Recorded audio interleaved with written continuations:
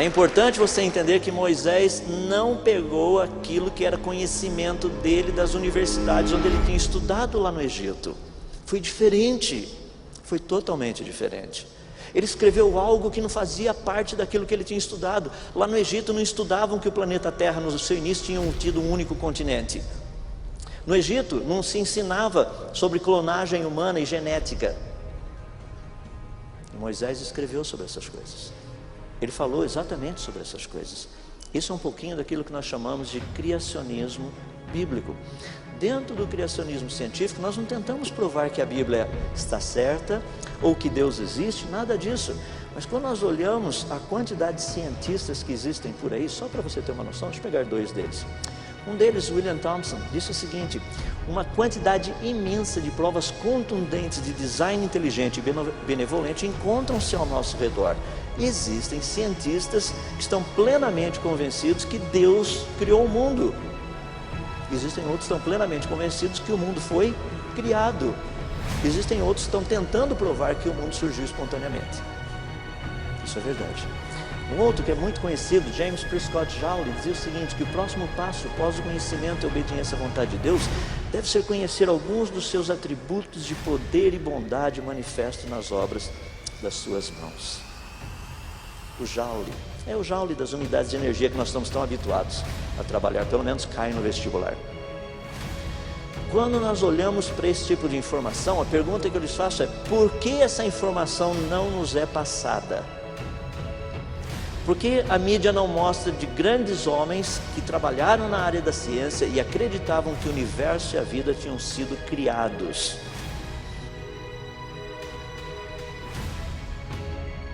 Quais seriam as evidências? Deixa eu dar algumas delas.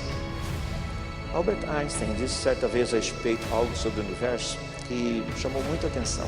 Ele disse o seguinte: a coisa mais incompreensível a respeito do universo é que ele é compreensível.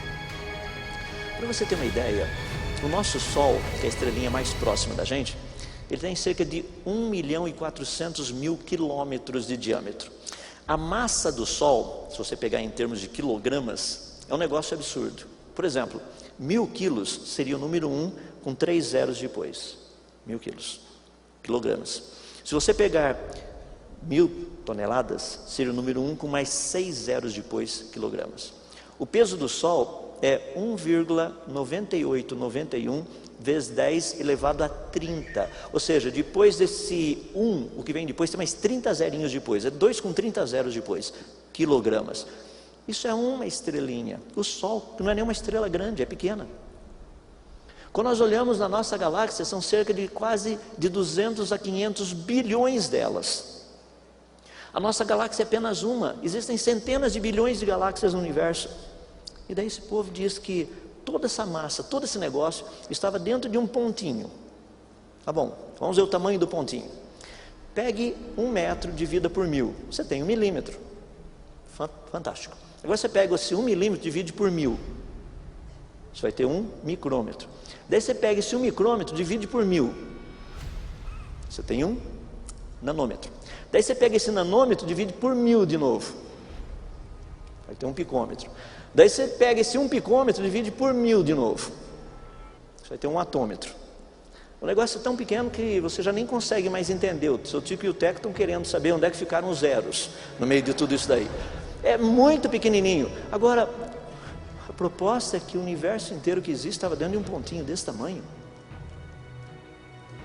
E as pessoas chamam isso de ciência. É por isso que quando eu estudo um pouquinho, já mencionei e tenho mencionado para as pessoas, olha, por exemplo, que coisa espetacular, esse livro do Stephen Hawking, O Universo numa Casca de Nós, quando ele trata especificamente da origem do universo. Então você tem um Big Bang, logo depois do Big Bang você tem as leis físicas estranhas e desconhecidas, e nada melhor do que mostrar um tipo de lei física estranha e desconhecida, que eu creio que vocês já assistiram esse filme. Se não assistiram, ele é bem antigo, e se não assistiram pelo fato de ser bem antigo, vale a pena, porque foi o primeiro filme que ganhou por efeitos especiais, ganhou um Oscar. Então você está vendo aí Moisés literalmente tratando dessa questão, saindo com o povo lá do Egito. De repente eles estão diante do mar. O que acontece? Moisés, obedecendo a ordem do Senhor Deus, vai e toca, e o mar literalmente se abre. Espetacular. Eu quando trato isso com os meus amigos da área da ciência, eles falam assim, você não vai querer que eu acredite nisso, né? Por que não? Impossível, o mar não abre. Eu falo, claro que abre. Não, não abre. Claro que abre. Não abre. Eu falo, claro que abre. E como que ele abre? A resposta está lá, por meio de leis físicas estranhas e desconhecidas. É bem básico a coisa. Não, mas o que significam leis físicas estranhas e desconhecidas? Milagre. É a teoria do Big Bang. Leis físicas estranhas e desconhecidas nada mais é do que um grande milagre. Vamos pegar as leis conhecidas. As leis conhecidas são muito legais. Por exemplo, termodinâmica. Para aqueles que estão familiarizados, vocês sabem como é que funcionam essas equações bem simpáticas. O universo tem uma quantidade de energia. Tem, essa energia é constante. O universo não cria energia, ele transforma energia. Transforma de um tipo para outro. Como o universo não consegue criar energia, isso significa que a energia que ele tem teve que ser criada. Você fala, mas como que você sabe? Porque à medida que o tempo vai passando, a energia vai sendo transformada numa forma que ela é menos utilizável. Tanto é que isso está relacionado com a segunda lei da termodinâmica, que é chamada entropia. À medida que o tempo passa, as coisas vão se desorganizando. Não existe uma única lei que mostre o contrário, que à medida que o tempo passa, as coisas se organizam. Tanto é que eu fico impressionado ao olhar o universo, você vê a quantidade de estrelas morrendo, galáxias morrendo. Rapaz, a gente não vê uma única estrelinha miserável nascendo. Nenhuma. Por que será? Mas porque isso demora muito tempo. Não interessa, eu estou vendo estrela morrendo o tempo todo, eu não vejo estrela nascendo. Mas isso é um evento muito raro. E como é que você sabe que ele ocorre? Mas como é que você acha que o universo veio à existência? Vamos sentar e vamos conversar. Por quê? Sendo que a energia do universo é constante, a sua capacidade de desorganização sempre vai tender para o máximo. Isso é verdade, é parte das leis científicas. Quando você pega, por exemplo, a questão específica dessa desorganização do universo, o caminho que ele está seguindo, Helmholtz disse, à medida que o tempo passa, o universo vai se desorganizando mais e mais. Então ele deve ter sido energizado lá num passado finito, por meio de uma lei que violou, por meio de um processo que violou a segunda lei da termodinâmica. Ou seja, só tem uma explicação, o universo foi criado. Quando você pega, por exemplo, outras pessoas tratando dessa ideia, todas elas dizem a mesma coisa: o universo só poderia ter sido criado porque espontaneamente qualquer coisa vai do organizado para o desorganizado. Olha a tua vida. Não estou dizendo que sua vida está desorganizada, estou dizendo assim, as situações que você encontra. Você começa com coisas organizadas, te dão uma mesa novinha, limpinha lá no seu escritório, chega no final de semana, está uma baderna o negócio. À medida que o tempo passa, a tendência das coisas, normalmente, é se autodesorganizarem. Isso é lei. Segundo a teoria do Big Bang, o universo teria começado desorganizado e com o passar do tempo ele teria se organizado. Sabe o que me impressiona? É que existem muitos cristãos que acreditam no Big Bang.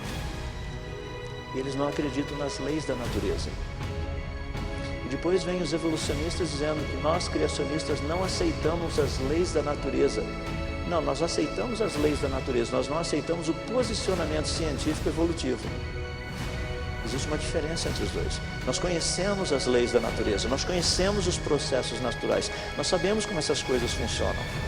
É por isso que nós cremos que o universo foi criado completo, complexo, perfeitamente funcional. Mas isso daí é Bíblia. É nada, isso aqui é ciência.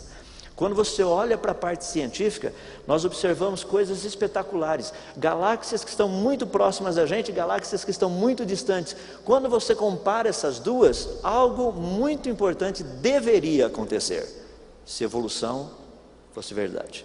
Galáxias distantes deveriam se parecer jovens, galáxias próximas deveriam se parecer adultas. Por quê? Devido ao tempo que a luz teria demorado para chegar até aqui. Imagina que eu tivesse, assim, acabado de ter, minha esposa tivesse tido um nenezinho, então nosso primeiro filhinho ou filhinha, e eu chegasse e falasse, que legal, quero mandar uma foto para um amigo meu que mora lá na China, ou lá na Índia, pegar na Índia um pouquinho mais longe. Você fala, é nada, a Índia é mais perto, você não sabe por onde eu vou, depende de qual lado do mundo você está indo. Então eu vou pegar essa foto, vou pegar a foto bonitinha lá do nenenzinho que acabou de nascer, vou entregar para o meu amigo e falar, por favor, leva lá para esse outro meu amigo meu que mora lá na Índia. Ele fala, maior prazer, vou levar e deixar lá com o pessoal. Tá bom, ele pega o jegue e vai embora.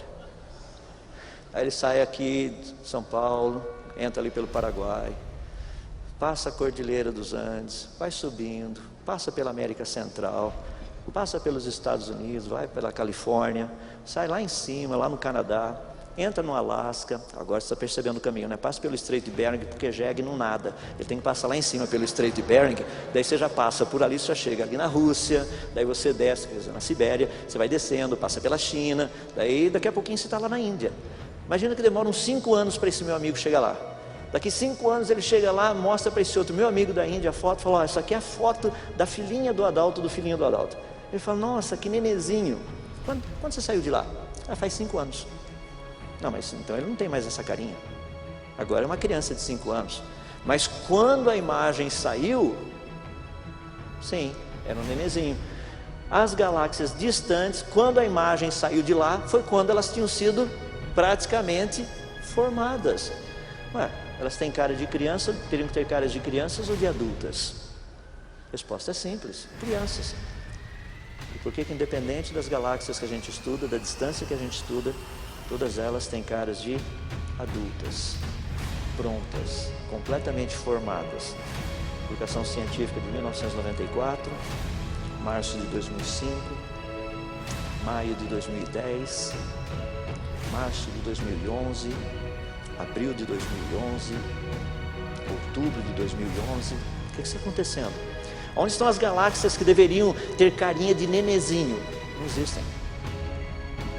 A única coisa que nós temos encontrado são galáxias prontas. Isso significa o quê? Que o universo foi criado. Como? Pronto. Que jeito a Bíblia me ensina que o universo foi criado? Pronto. Já pensou que legal se não tivesse sido assim? Deus chegando para Adão e falar, Adão, o que você acha desse universo todo que eu criei? Adão ia olhar para o céu, não ia ver nenhuma estrelinha. Porque não teria dado tempo da luz das estrelinhas chegarem até aqui ainda. E Adão ia ver o quê? Em 6.000 anos a gente teria visto praticamente uma meia dúzia de estrelinhas só. É o tempo que a luz demoraria para chegar aqui em 6.000 anos. Não daria para ver muita coisa. O universo foi criado, pronto. Tanto é que alguns cientistas, como o Dr. George Ellis, diz o seguinte: um Deus benevolente poderia com facilidade organizar a criação do universo, de tal maneira que radiação suficiente pudesse viajar em nossa direção das extremidades do universo, para nos dar a ilusão de um universo imenso, muito antigo, em expansão. Seria impossível para qualquer pessoa, qualquer outro cientista na Terra, refutar esta visão. Isso de forma experimental ou mesmo observacional. Tudo que essa pessoa poderia fazer é o quê? É discordar da premissa cosmológica do autor. Falar, olha, eu não acredito em você. Mas não acreditar não significa que não era ou não seria verdadeiro. Nós temos evidência que o universo foi criado. Pessoal, nós temos evidência que o universo foi criado. Para com essa ideia de que o universo surgiu espontaneamente. A evidência é que ele foi criado. Quando você olha para as leis da natureza, quando você faz observações com os telescópios, a evidência é que ele foi criado. Ele surgiu pronto, ele estava pronto desde o início. Não é isso que você ouve o tempo todo. Eu fico impressionado porque as pessoas preferem acreditar nessa outra proposta que o universo surgiu espontaneamente. Deixa eu falar a respeito da vida. E a vida? Foi criado ou surgiu espontaneamente? Vida é um negócio muito complexo. Está praticamente baseado em toda essa partezinha do DNA, informação genética codificada. É um negócio fascinante isso daí. Eu não tenho tempo para entrar em todos os detalhes, mas esses últimos 30 anos nós aprendemos muita coisa a respeito de tudo isso. Nós, que eu digo da área da ciência. Aprendemos a respeito das células, aprendemos a respeito dos genes, aprendemos a respeito do genoma humano, aprendemos a respeito dos tipos diferentes de variação dos genomas, do chamado polimorfismo do DNA, que são características específicas que só você tem. A gente sabe quem foi seu pai, quem foi sua mãe, porque essa informação está guardada lá no teu material genético. Descobrimos, por outro lado, um pedacinho do material genético que é chamado DNA mitocondrial, que trata de algo espetacular, mostrando que todos os seres humanos vieram de uma única e mesma mulher. Tudo isso é fabuloso. Quando nós estudamos isso, não é difícil. Pegando, por exemplo, o cariótipo humano, o genoma humano, é um negócio espetacular. Você tem 23 pares de cromossomos. Você tem o masculino com praticamente 3 bilhões e 77 milhões de letrinhas genéticas. Você tem o feminino com 3 bilhões e 174 milhões de letrinhas genéticas. Vou falar nisso, só tem masculino e feminino, tá? Isso é o que a ciência sabe. É o que a ciência sabe. X e Y, X, X. O que passa disso não é ciência. Eu não sei o que está sendo discutido nessa nação, no nosso Congresso, mas é algo que não é científico. Masculino, X, Y. Feminino, X, X. Toda a informação genética está ali. Não é complicado, não é difícil. Agora deixa eu colocar algo para você pensar. Como que essa informação genética teria ocorrido?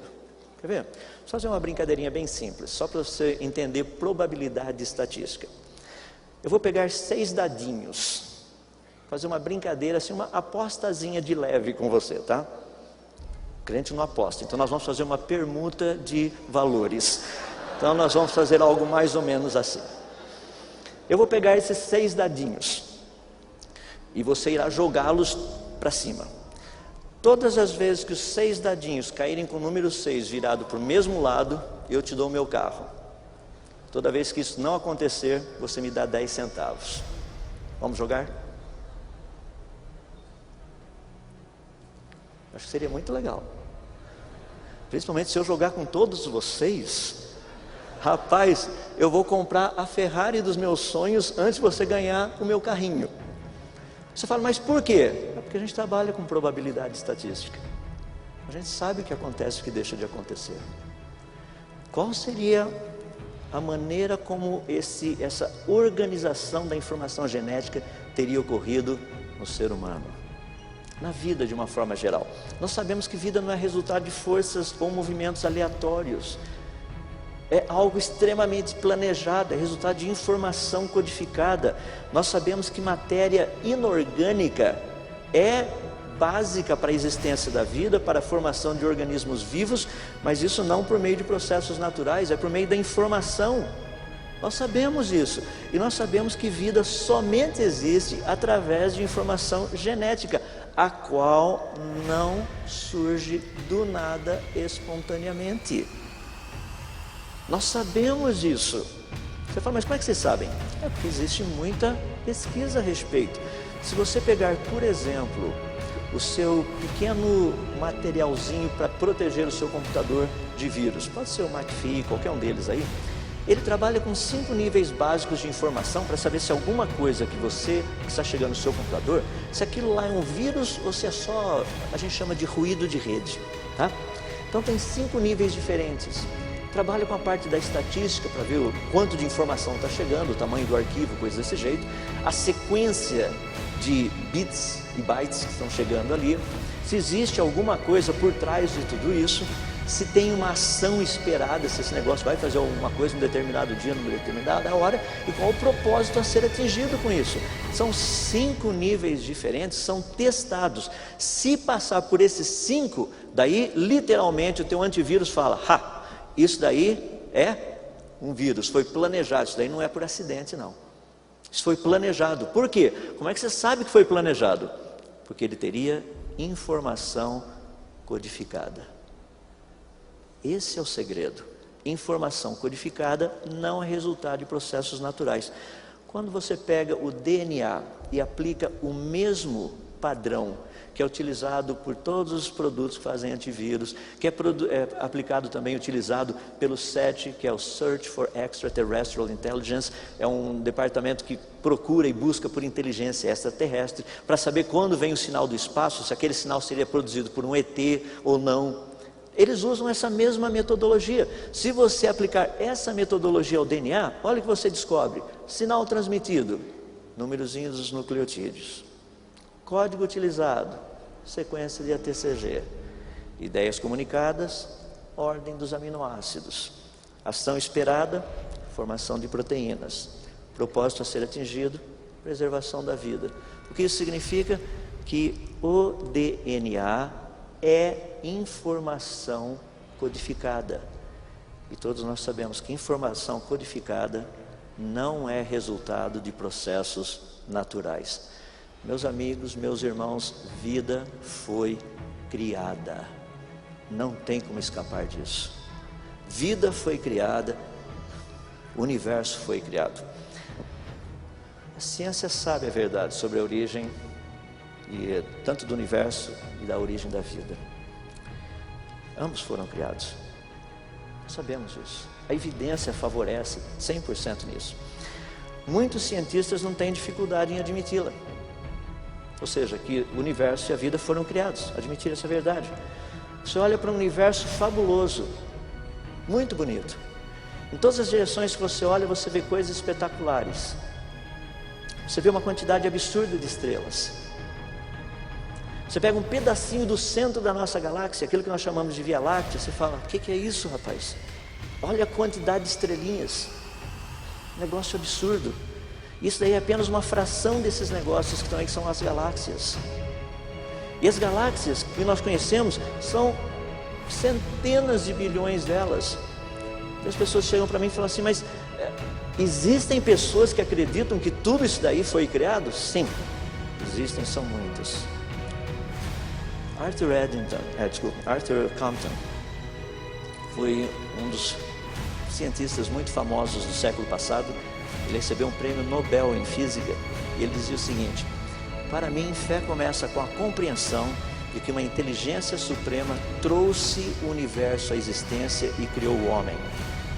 Por que ele acreditava nisso? Ele dizia o seguinte: não é difícil para mim ter esta fé, pois um universo organizado e inteligente testifica a favor da maior afirmação jamais pronunciada. Qual? No princípio, Deus. Arthur Compton, Prêmio Nobel em Física. Você acredita que nós somos frutos do acaso? É impossível. Tanto é que grandes cientistas, pesquisadores têm dito, não. O professor Dr. Marcus Eberlin, da Unicamp, mais de 470 publicações científicas, mais de 6.000 citações científicas dos seus trabalhos. A maior descoberta científica de todos os tempos, qual foi? Evoluímos. Não, fomos planejados. Nós temos todas as características de planejamento. Tanto é que muitos cientistas falam a respeito disso. Mas a mídia, a maneira como nós somos bombardeados com essa informação, parece que nós somos uns ETs se nós acreditássemos nisso. Que o universo e a vida foram criados. Dr. Henry Margenau, que foi professor na Universidade de Yale por muitos anos, disse o seguinte: ao dar a ele, ou seja, ao ser humano, uma entidade, um corpo, incluindo um cérebro, e ao criar as leis da natureza, as quais aplicam-se ao homem também, as quais podem ser compreendidas e interpretadas pelo homem, Deus nos dotou com livre arbítrio e, portanto, com responsabilidade pessoal. Nós não somos máquinas. Isso deve ser considerado um dom de Deus, ou um ato derradeiro de graça divina, mas o que tem sido passado é que nós deveríamos apenas viver e nos comportar como se fôssemos máquinas. Existe uma razão para isso. Eu gostaria de concluir mostrando o porquê dessa razão.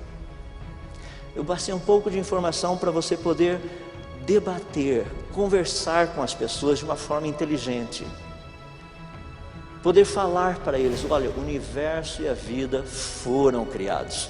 O universo e a vida não são frutos do acaso, de um negócio, talvez aí, uma doutrina chamada geração espontânea, que não é um processo natural. Não é. O universo e a vida foram criados. As evidências científicas são a favor. Nós temos grandes cientistas que apoiam essa ideia. Por que as pessoas têm tanta dificuldade com isso? Primeiro, a ciência não consegue demonstrar que o universo e a vida foram criados por Deus. Mas a ciência consegue demonstrar que o universo e a vida foram criados. Deixa eu dar uma parte bem legal, porque, afinal de contas, a ciência responde quem é o Criador? Não, a ciência não tem condição de responder isso. Mas a ciência pode nos indicar, dentre as muitas possibilidades, qual seria a provável. O que nós sabemos é que o mundo foi criado. Isso é uma afirmação científica, isso é uma afirmação fundamental. E nós podemos dizer com um alto grau de confiança, partindo da ciência, que o Deus da Bíblia foi quem criou o mundo. Você fala, mas está escrito na Bíblia. Eu sei, mas você vai conversar com o Zequinha lá que não conhece e não acredita na Bíblia. Você fala para ele, olha, Deus criou o mundo. Ah, como é que você sabe? Está escrito na Bíblia. Mas eu não acredito na Bíblia. Acabou a conversa. Mas se você chegar para ele e falar assim, olha, o mundo foi criado. Mas como é que você sabe que o mundo foi criado? Pelas leis da natureza e pelos processos naturais. Daí você explica para ele, você chega e fala assim, e quem teria criado? Fala, deixa eu mostrar pela ciência uma boa dica. Daí você me diz o que você acha.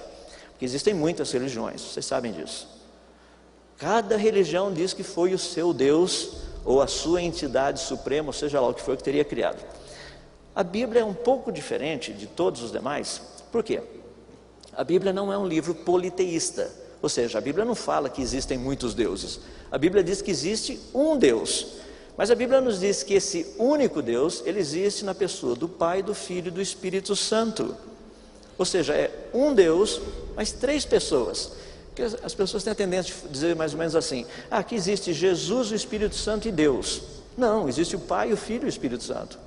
Os três, e aí o português está errado, mas a teologia está correta. Os três é Deus.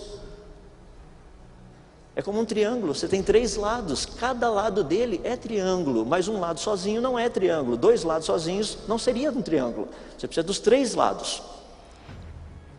O Deus da Bíblia, ele se revela em 3 em 1. Esse é o Deus da Bíblia. Quando nós olhamos para o universo, olha que interessante, todos nós vivemos no tempo, sim, vivemos no tempo, e o tempo existe em passado, presente e futuro. 3 em 1. Nós vivemos no espaço,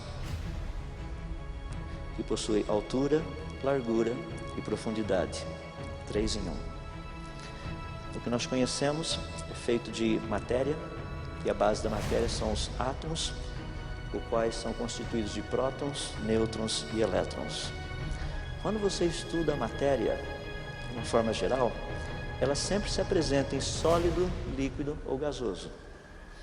Quando você estuda a base do funcionamento dos seres vivos, você tem DNA, RNA e proteínas.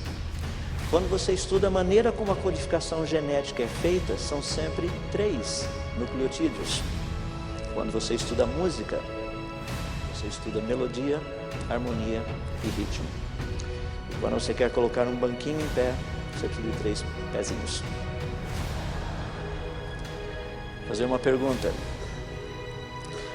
A característica da natureza é 3 em 1.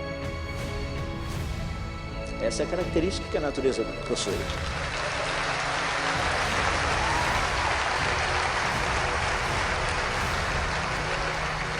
Deixe-me fazer uma pergunta científica, intelectual. Usando conhecimento científico e a tua capacidade de raciocinar, de todos os deuses propostos, qual deles você acha que seria o verdadeiro? Qual deles? Nós precisamos aprender a redescobrir a verdade. Eu gostaria de colocar algo para você pensar, e eu queria encerrar aqui, que é algo bem importante.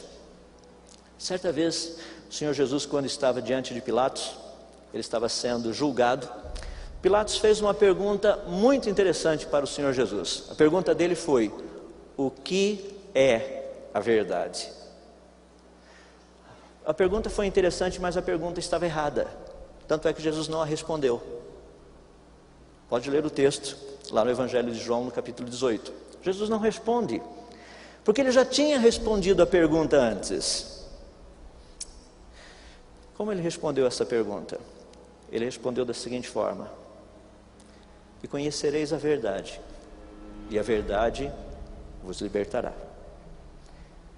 Ele orou dessa forma: Pai, santifica-os na verdade. A tua palavra é a verdade.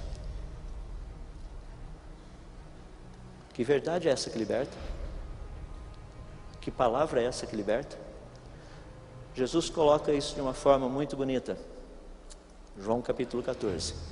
Ele diz: eu sou o caminho, eu sou a verdade, eu sou a vida.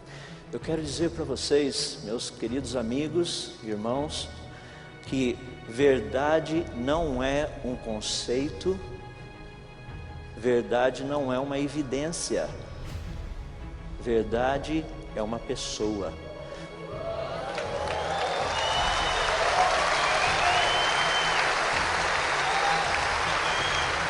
E para ficar bem claro, tudo que essa pessoa diz é verdadeiro, tudo que essa pessoa pensa é verdadeiro, tudo que essa pessoa faz é verdadeiro.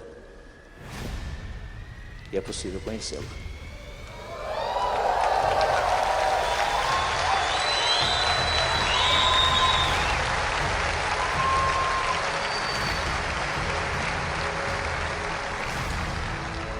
Nós vivemos num mundo hoje que não acredita na verdade. Deixa eu fazer uma pergunta: se não formos nós para falar para eles a verdade, quem? E se não for agora, a pergunta é: quando?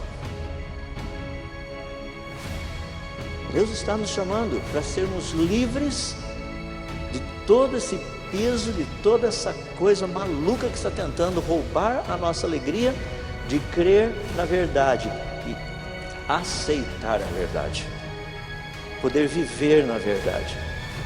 Eu gostaria de desafiá-los a continuar nisso. A verdade tem nome, é uma pessoa, Jesus Cristo, diante de quem todas as pessoas, todos os seres um dia terão que se prostrar e confessar para a glória do Pai que Ele é o Senhor.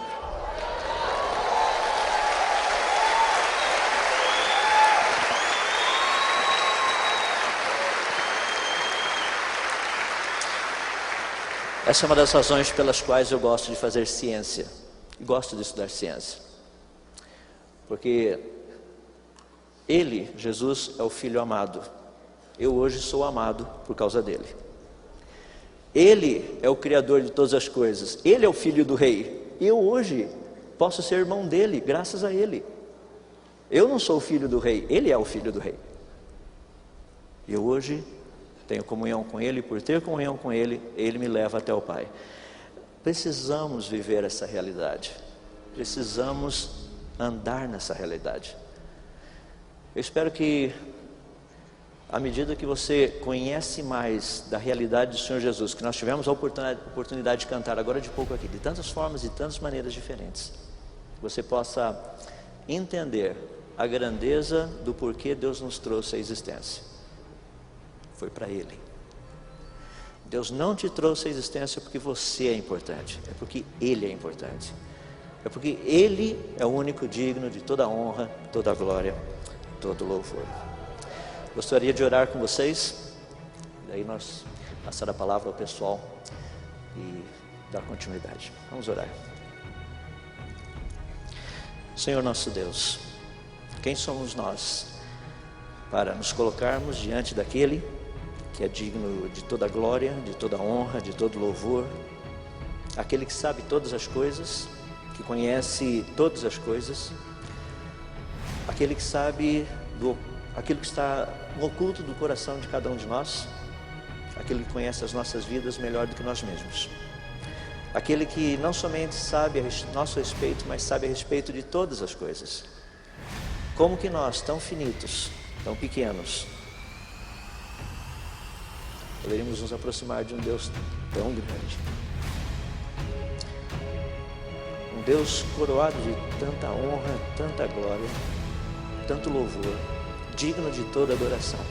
Quem somos nós até mesmo para em momentos como esse levantarmos a nossa voz ao Senhor? E nós sabemos o porquê isso é possível, porque aquele que é a verdade, Jesus Cristo, veio, nos revelou a verdade e permitiu, por meio dessa revelação, que hoje tivéssemos acesso ao Senhor, porque Ele é o caminho, isso é uma verdade. Ele é a vida, isso também é uma verdade. E nós te rendemos graças porque juntos aqui já o fizemos de tantas maneiras e de tantas formas. Pedimos a Deus para que o Senhor nos capacite ainda mais a respondermos a esse mundo cada vez mais incrédulo, cada vez mais contra o Senhor, cada vez mais contra os teus conceitos, os teus preceitos e a tua vontade.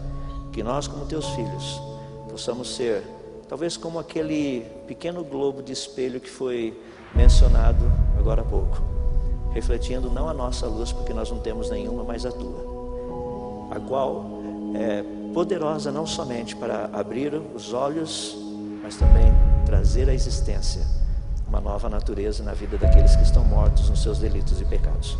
Que o Senhor possa nos ajudar em todas essas coisas, sermos testemunhas fiéis ao Senhor. Assim nós oramos, humildemente no nome de Jesus. Amém. Deus possa abençoá-los e continuar derramando suas graças e misericórdia sobre todos vocês.